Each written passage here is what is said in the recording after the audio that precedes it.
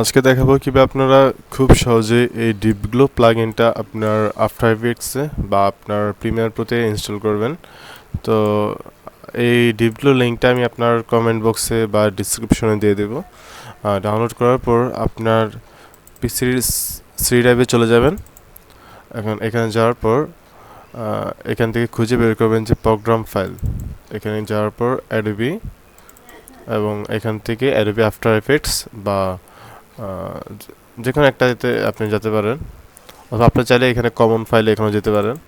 Common ফাইলে plug ইনে যাওয়ার পরে যে এখানে প্লাগ ইন অপশন আছে, এখানে ডিরেক্ট পেস্ট করে দিতে পারেন। ঠিক আছে, তাহলে সবগুলোতে থাকবে।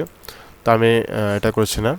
তো আমি এখান থেকে Adobe after effects support file, যেহেতু আফটার এফেক্টসের জন্য আমার প্রয়োজন, প্লাগ ইনসে যাবো আমরা। এখানে প্লাগ ইন যাওয়ার পরে এখানে আমি ডিরেক্ট কপি করে দেবো, আমার আগে থেকেই কপি করা আছে। তারপর আমি এখানে রিপ্লেস দিয়ে দিলাম। ঠিক আছে, কন্টিনিউ দিয়ে দেবো। হয়ে গেছে, আমার ডিপগুলো ফাইল এখানে এসে পড়ছে।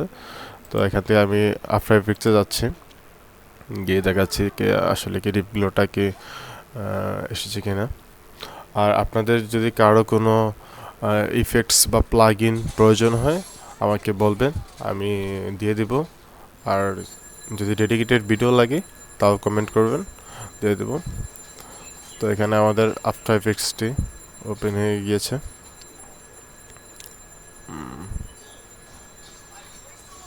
রাইট, আর চ্যানেলটা হচ্ছে নতুন। আপনার যে কোনো রিলেটেড আফটার এফেক্টস রিলেটেড কোনো ভিডিও লাগে অবশ্যই কমেন্ট করবেন, বা কীরকম এডিট আপনি দেখতে চাচ্ছেন আমাকে অবশ্যই কমেন্ট করবেন। আমি চেষ্টা করব আপনাদের ভিডিও দেওয়ার জন্য।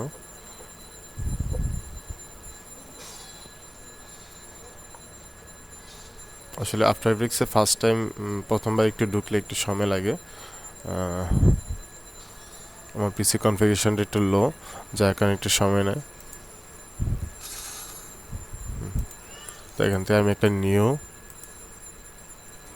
কম্পোজিশন নিলাম। তো এখান থেকে আমি একটা নিউ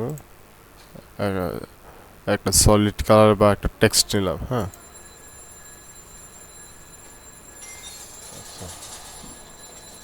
আমি এখানে নিউ সলিড নিই, সলিড কালো কালার একটা সলিড নিই। সলিড নেওয়ার পর নিউ টেক্সটে ক্লিক করি। টেক্সটে ক্লিক করার পর আমি লিখলাম